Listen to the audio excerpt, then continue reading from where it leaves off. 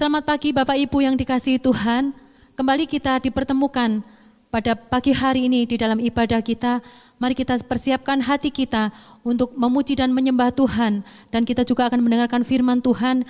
Kiranya setiap firman yang kita dengar pada pagi hari ini boleh menjadi berkat dalam kehidupan kita. Mari kita bersatu di dalam doa. Bapa yang kami panggil di dalam nama Tuhan Yesus Kristus, kami mengucap syukur pada pagi hari ini Tuhan. Berterima kasih buat setiap kebaikan Tuhan. Jika kami masih boleh ada sebagaimana ada, semuanya karena oleh anugerah-Mu Tuhan, hanya karena kemurahan-Mu Tuhan. Oleh sebab itu pagi hari ini Tuhan, kami rindu membawa seluruh hidup kami untuk memuji membesarkan nama Tuhan. Sebab Engkau layak untuk menerima pujian, Engkau layak untuk menerima sembah kami Tuhan. Terima kasih Yesus, sungguh besar setiamu dalam hidup kami Tuhan. Terima kasih. Haleluya. Amin. Tuhan terima kasih buat setiap kasih setiamu dalam hidup kami. Sungguh Tuhan, Engkau yang sudah mempesona hidup kami. Terima kasih Tuhan. Terima kasih Yesus. Haleluya.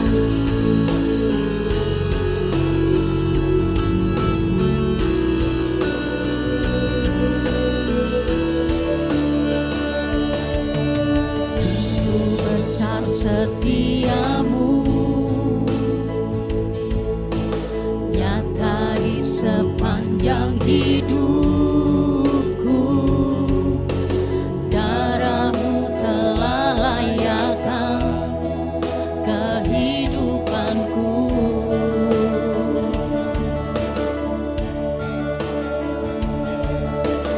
Tiada kata yang bisa lukiskan indahnya Kau Tuhan. Bagimu segala pujian dan kemuliaan. Kami mau meninggikan Engkau Tuhan. Ku tinggikan Engkau Tuhan, melebihi segalanya, lebih dalam ku menyembah dalam roh dan kebenaran selamanya.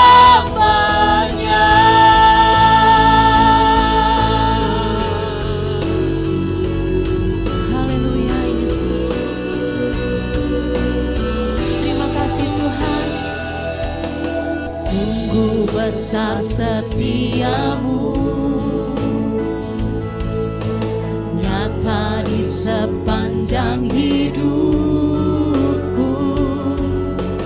Darah-Mu telah layakkan kehidupanku. Tiada kata yang bisa, tiada kata yang bisa lukiskan indahnya Kau Tuhan. Amin Yesus. Terima kasih Yesus. Segala pujian dan kemuliaan, oh, ku tinggikan. Haleluya Yesus. Amin. Melebihi segalanya, lebih dalam ku menyembah dalam roh dan kebenaran selamanya.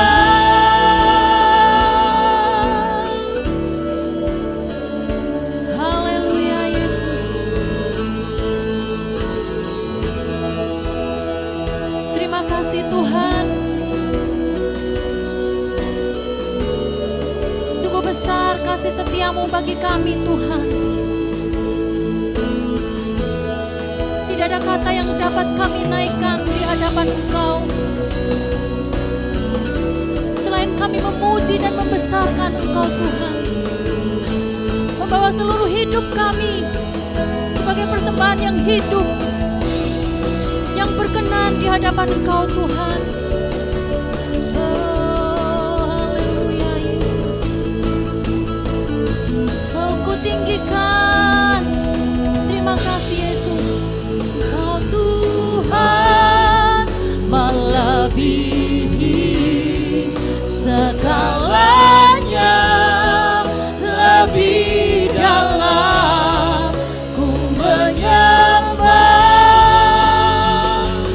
dalam roh dan kebenaran. Oh, kami tinggikan Kau Tuhan. Kau Tuhan, ya Yesus, melebihi segalanya, lebih dalam ku menyembah dalam roh dan kebenaran selamanya.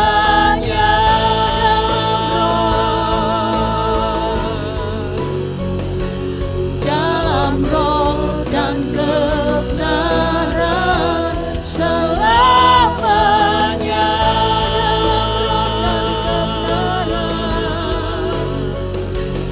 Dalam roh dan kebenaran selamanya.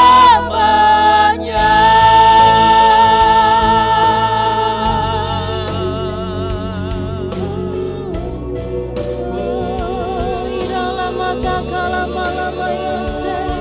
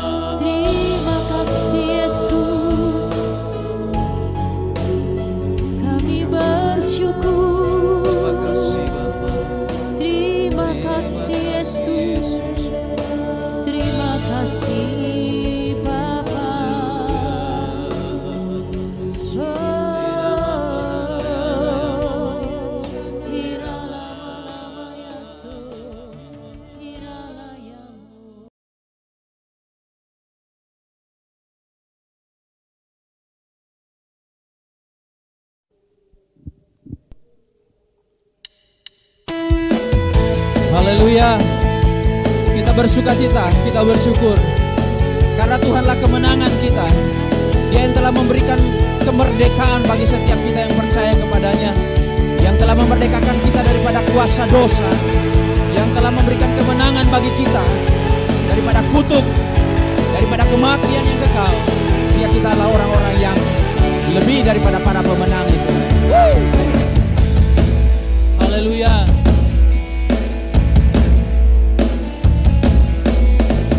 Lebih dari pemenang dalam segala perkara. Iblis tak dikalahkan oleh kuasa darahnya. Jika Allah di pihak kita, siapa dapat melawan? Kita lebih dari pemenang, lebih dari pemenang dalam segala perkara. Iblis telah dikalahkan oleh kuasa darahnya. Amin. Jika Allah di pihak kita, siapa dapat melawan? Kita lebih dari pemenang. Haleluya.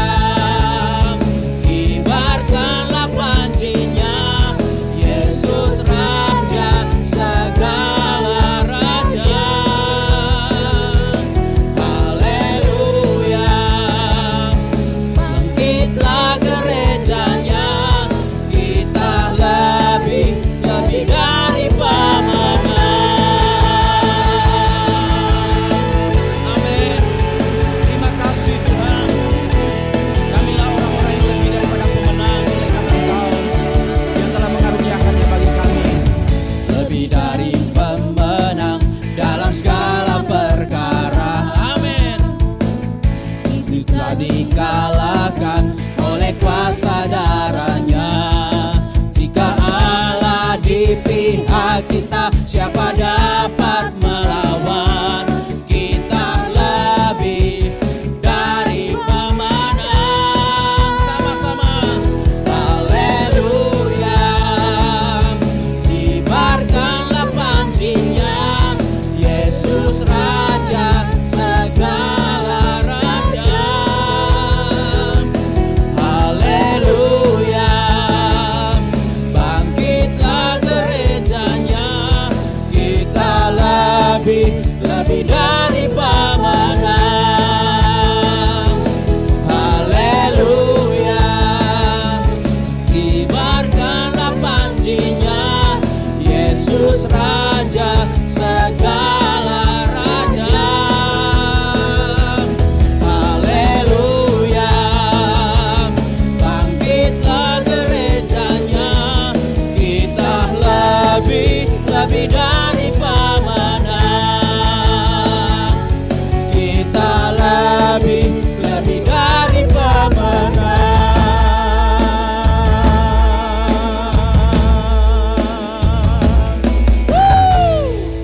Amin. Shalom, salam sejahtera bagi kita semua. Terpujilah Tuhan yang layak dipuji dan disembah.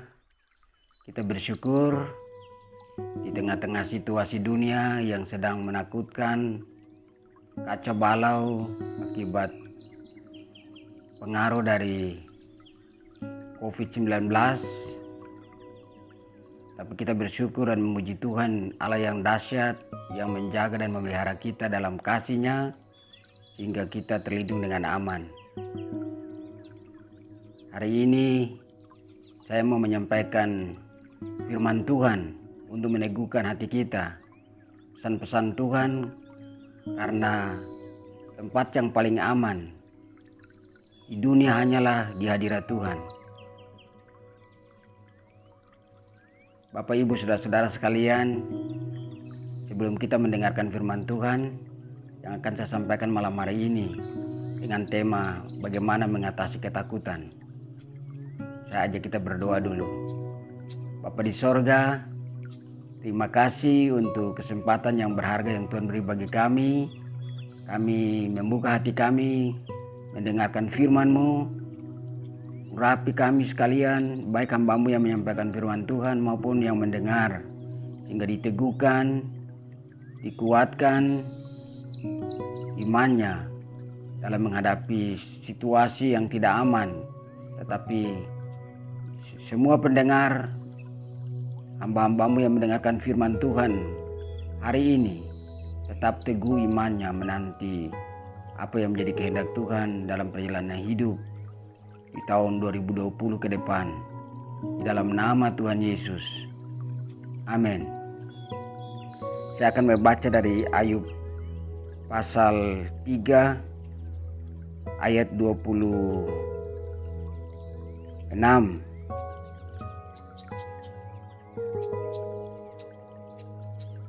Mulai dari ayat yang ke-25 yang berbunyi, karena yang kutakutkan itulah yang menimpa aku, dan yang kucemaskan itulah yang mendatangi aku. Bapak Ibu Saudara sekalian, ini merupakan pernyataan dan pengalaman rohani yang dialami oleh Ayub. Apa yang dia takuti, apa yang dia takutkan, itulah yang menimpa dirinya. Apa yang dia cemaskan itu yang justru mendatangi dirinya. Bapak Ibu Saudara sekalian, jemaat Tuhan yang dikasihi Tuhan, kata takut itu mempunyai beberapa pengertian. Kepada Tuhan, kepada orang yang lebih tua kita segan dan hormat. Tapi pengertian yang lain adalah gentar dan tak berani. Tuhan telah mengurapi kita dengan roh-Nya agar kita hidup dalam takut akan Tuhan. Kapan rasa takut itu mempengaruhi hati dan pikiran seseorang? Ketakutan itu diawali sejak kejatuhan Adam dan Hawa. Roh pengecut, roh penakut itu mencekam hati dan pikiran Adam dan Hawa pada waktu mereka jatuh di dalam dosa di Taman Eden. Pada waktu mereka mendengar bunyi langkah Tuhan dalam Taman Eden, mereka ketakutan.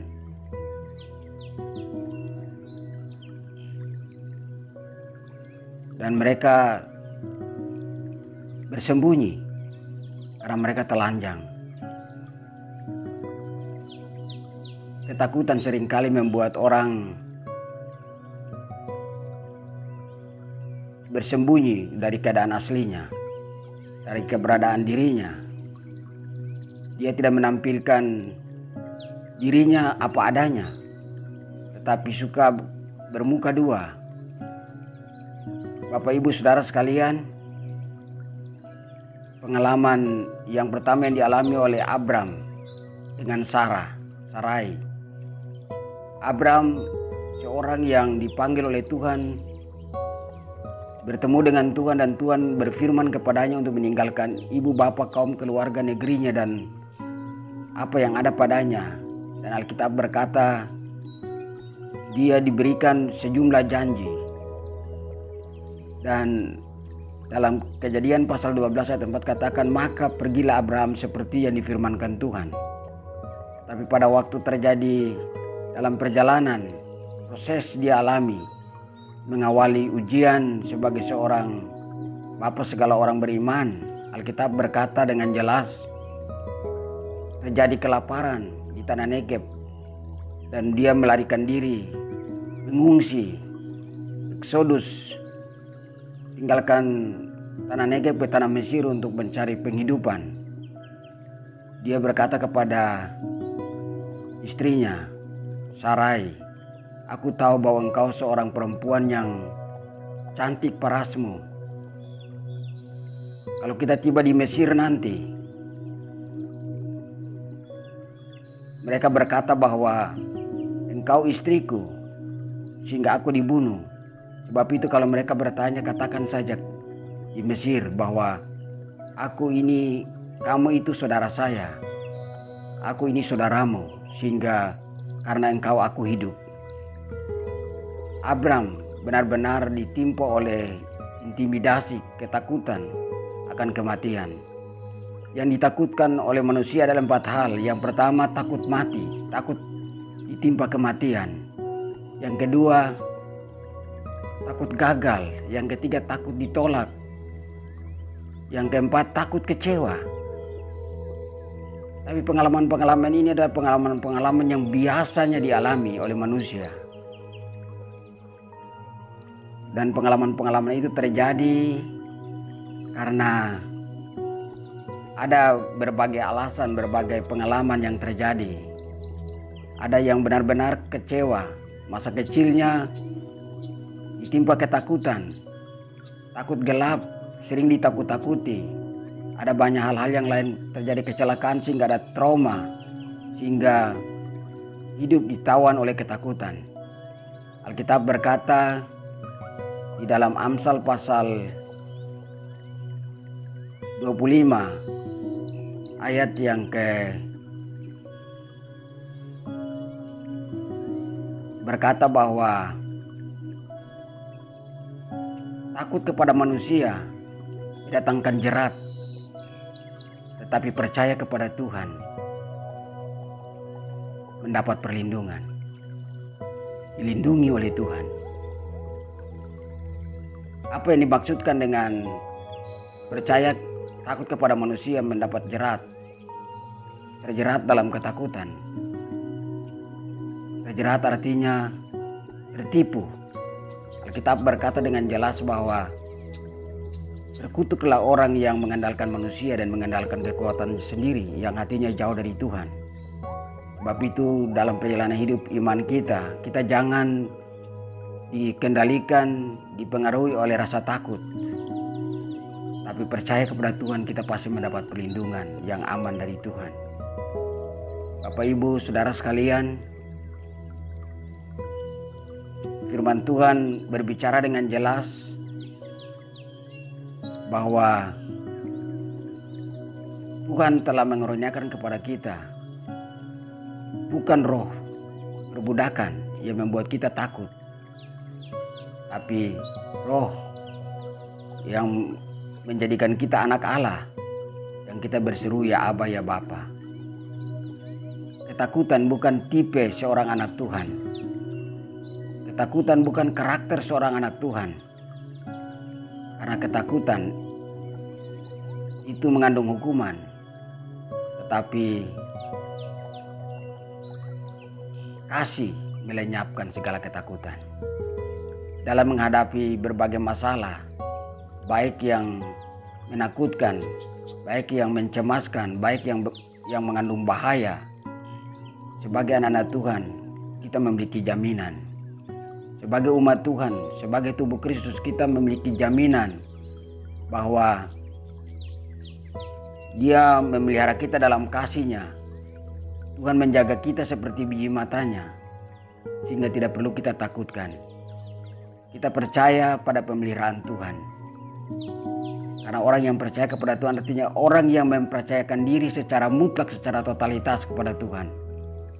Bapak, Ibu, Saudara sekalian, pengalaman lain yang dialami oleh Musa pada waktu mereka keluar dari tanah Mesir, bangsa Israel telah melihat berbagai mujizat yang Tuhan kerjakan di antara mereka, yang Tuhan lakukan. Pada siang hari Tuhan mendatangkan hadir seperti malaikat, sebagai malaikat Tuhan dalam bentuk tiang awan, dan pada malam hari menyatakan diri dalam tiang api. Mereka berjalan tinggalkan Mesir dan Tuhan melakukan berbagai tanda-tanda ajaib. Mereka menjara semua kekayaan orang Mesir karena Tuhan menaruh hati yang bermurah hati kepada mereka. Tapi dalam perjalanan mereka dihalangi oleh laut Teberau yang terbentang luas. Sementara Firaun bersama-sama dengan para prajurit, para serdadunya menyerang dari belakang. Mereka ketakutan, mereka berkata kepada Musa, "Sudah kami katakan kepadamu, biarkan kami jadi budak bangsa Mesir, biarlah kami mati di Mesir. Kenapa engkau bawa kami untuk mati di tanah di padang gurun ini?" Tapi Musa berkata, "Kamu tenang saja. Percaya saja, jangan takut. Tuhan akan berperang ganti kita. Tuhan akan berperang ganti kamu. Waktu Musa mengangkat tongkat, laut terbelaut, laut merah atau laut Kulsum terbelah menjadi dua. Dan Tuhan membuat mujizat jalan raya untuk mereka menyeberang laut Teberau atau laut Kulsum, laut merah dengan jalan yang aman sampai ke tanah seberangnya. Bapak Ibu Saudara sekalian, saya percaya dalam berbagai kesulitan Tuhan pasti buka jalan. Tidak ada hal yang sulit bagi Tuhan. Tidak ada hal yang perlu ditakutkan bagi Tuhan. Karena kita dipanggil Tuhan, kita dijaga dan dipelihara oleh Tuhan. Dan pemeliharaannya Tuhan itu sempurna adanya. Apakah Bapak Ibu percaya dan yakin akan panggilan Tuhan, pemeliharaan Tuhan? Alkitab berkata bahwa Dia tidak menaruh dalam diri kita, memberikan kepada kita roh ketakutan, tapi roh ketertiban dan roh keberanian. Karena kita bukan lagi budak, tapi kita adalah hamba-hambanya, anak-anaknya. Ia menjaga kita secara istimewa dalam berbagai situasi yang sulit. Mungkin Bapak Ibu masih ingat pengalaman yang dialami oleh seorang kepala rumah ibadat yang bernama Jairus. Anaknya sekarat karena sakit, hampir mati. Dia datang berjumpa dengan Yesus dan tersungkur di bawah kaki Yesus, memohon agar Yesus datang menyembuhkan anaknya. Di tengah perjalanan dia dicegat oleh kerumunan banyak orang. Yesus dicegat oleh banyak orang yang berbondong-bondong ingin berjumpa dengan dia. Di antaranya ada seorang perempuan yang sudah belasan tahun sakit pendarahan. Sementara itu ada keluarga Jairus datang dari rumahnya, memberitahukan bahwa tidak usah kamu menyusahkan guru karena anakmu sudah mati. Apa tanggapan Yesus? Yesus katakan kepada Jairus, jangan takut, percaya saja. Dia tidak mati, dia lagi tidur. Dan benar-benar terjadi.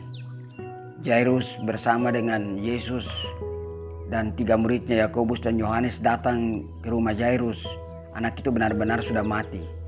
Tetapi secara ajaib Tuhan membangkitkan dia. Bapak Ibu Saudara sekalian, mungkin kita mengalami berbagai masalah, kita butuh kehadiran Yesus. Kalau Yesus hadir di tengah-tengah masalah yang sulit sesulit apapun, bahaya sepelit apapun, Tuhan mampu untuk dapat menyelesaikannya. Ada pengalaman lain yang Yesus ajarkan kepada murid-muridnya. Dia selalu membawa murid-muridnya dalam pengalaman-pengalaman langsung di lapangan sebelum dia memberikan pengajaran-pengajaran secara teori.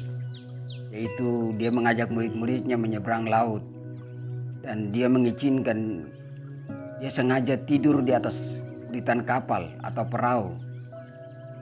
Dan sekonyong-konyong, Alkitab katakan sekonyong-konyong angin badai datang, ombak gelombang kencang hingga perahu dipenuhi dengan air dan mereka hampir tenggelam.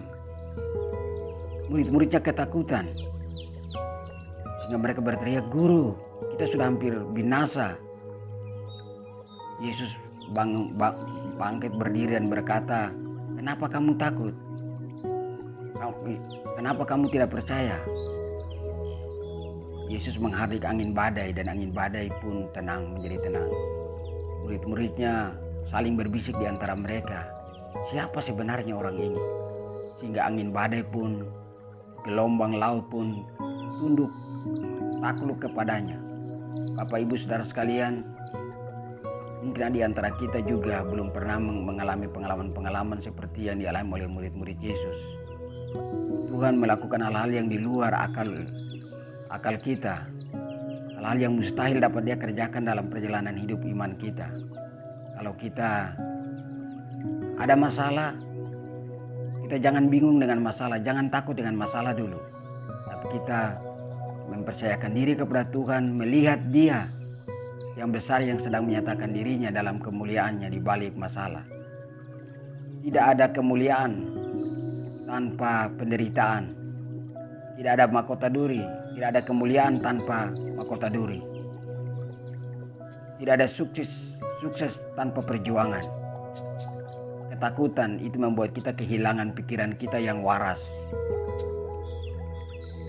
Ketakutan membuat kita menjadi orang yang bisa jadi orang abnormal. Melihat sesuatu terbalik. Tapi kalau kita hidup dalam persekutuan dengan Tuhan, kita dapat menghadapi semua ketakutan. Ketakutan tidak perlu dihindari. Alkitab katakan bahwa ketakutan itu dapat diatasi dengan beberapa hal. Yang pertama, kita harus mencari Tuhan. Inilah pengalaman yang dialami oleh Yosafat, Raja Yosafat dalam 2 Tawari pasal 20 ayat 2, 3 dan 4. Dikisahkan di sana bahwa Raja Yosafat waktu itu dia memerintah Yehuda, kerajaan Yehuda.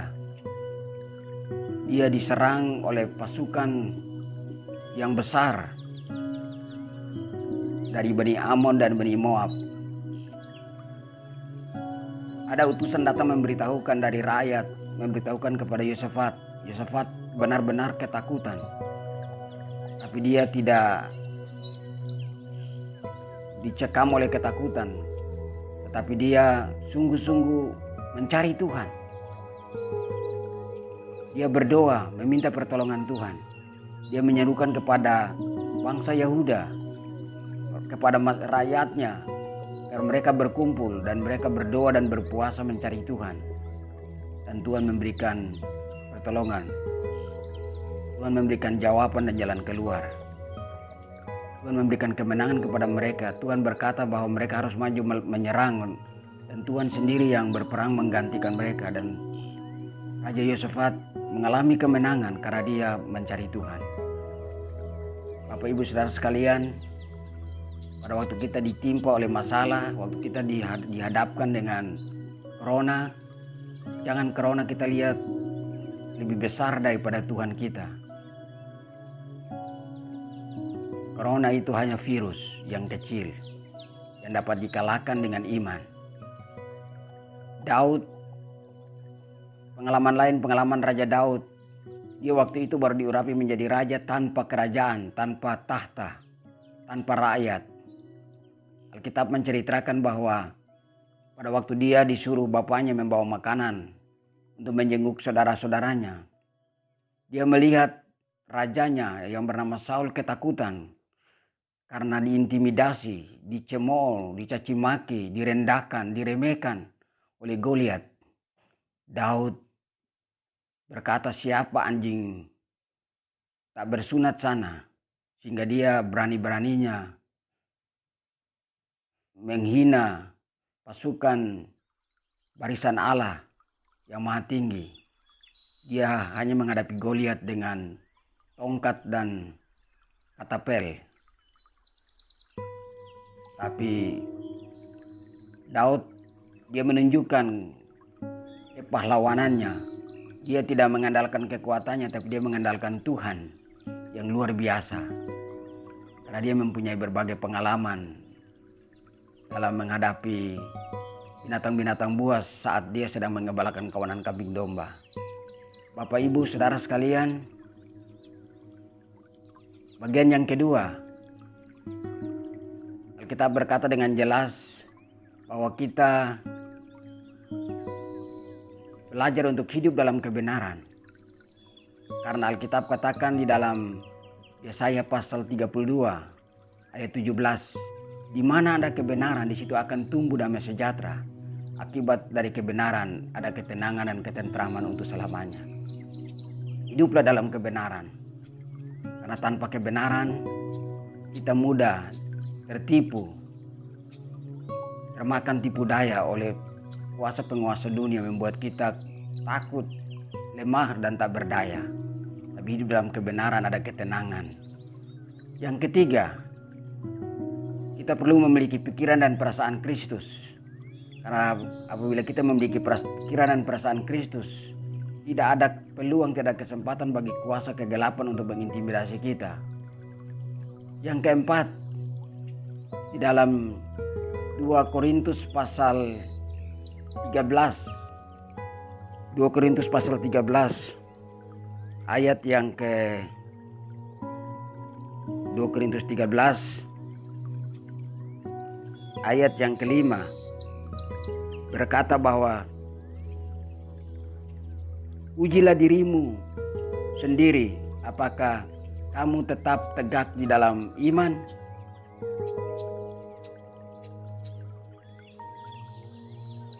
Selidikilah dirimu, apakah kamu tidak yakin akan dirimu bahwa Kristus Yesus ada di dalam dirimu? Sebab jika tidak demikian, kamu tidak tahan uji. Bapak Ibu Saudara sekalian, mari kita menguji diri, mengevaluasi diri. Apakah kita benar-benar tetap teguh dalam iman, atau iman kita telah goyah dengan dipengaruhi oleh berbagai ketakutan yang sedang mengancam kita? Selidiki dirimu. Apakah kamu tidak yakin akan dirimu bahwa Kristus Yesus ada di dalam diri kamu? Kita telah menerima Yesus melalui kehadiran Roh Kudus dalam kita. Pada waktu kita takut, pada waktu itu kita mengecilkan kehadiran Tuhan. Kita kehilangan keyakinan bahwa Tuhan ada dalam kita. Bapak Ibu Saudara sekalian, Alkitab berkata bahwa kalau kita tidak uji diri kita sendiri, lalu yang kedua, tidak selidiki diri kita sendiri, apakah yakin bahwa Kristus ada dalam kita? Kalau tidak demikian, kita tidak tahan uji. Kalau Kristus ada dalam kita, kita pasti tahan uji dalam menghadapi berbagai keadaan. Alkitab berkata, apa yang dapat menjauhkan kita dari kasih Allah? Kematiankah, pedangkah, kelaparankah, aniaya, tidak akan dapat memisahkan kita dari kasih Allah. Karena Tuhan kita membuat kita lebih daripada pemenang. Oleh karena Dia telah mengasihi kita. Dia menaruh kasih-Nya dalam diri kita agar kita memiliki pengharapan. Pengharapan bahwa Tuhan berjanji, Dia pasti menggenapi seluruh janjinya. Yang kelima, Filipi pasal 4 ayat yang ke-9, 8-9 berkata bahwa semua yang benar, semua yang mulia, semua yang suci, semua yang sedap didengar, patut dipuji, patut dipikirkan. Semuanya itu. Jadi jangan kita membiarkan pikiran-pikiran lain mengintimidasi pikiran kita, apalagi hati kita. Sehingga kita kehilangan iman, kehilangan kepercayaan. Penuh dengan kebimbangan dan keraguan. Ketakutan membuat kita lemah iman. Ketakutan menunjukkan bahwa kita kehilangan kualitas iman. Mari Bapak Ibu Saudara sekalian, kita beri diri kita, beri hati kita. Alkitab katakan damai sejahtera Kristus menyertai kamu. Kita yakin bahwa yang ke-6, damai sejahtera Tuhan menyertai kita sampai kapanpun kalau kita berada dalam persekutuan dengan Tuhan. Demikian renungan firman Tuhan bagi kita pagi hari ini. Dia panggil kita, Dia memberi solusi untuk kita, Dia memberikan kita jalan keluar bagaimana kita dapat mengatasi ketakutan dalam diri kita. Yang pertama, cari Tuhan. Yang kedua, mengenakan pikiran Kristus. Yang ketiga, hidup dalam kebenaran. Yang keempat, selidiki dan uji diri, apakah Kristus tetap dalam kamu dan kita tetap teguh dalam iman. Yang kelima, memiliki pikiran dan perasaan Kristus. Yang keenam, damai sejahtera Tuhan pasti menyertai kita kalau kita menjaga persekutuan dengan Tuhan, menjaga persekutuan dengan satu dengan yang lain dalam tubuh Kristus.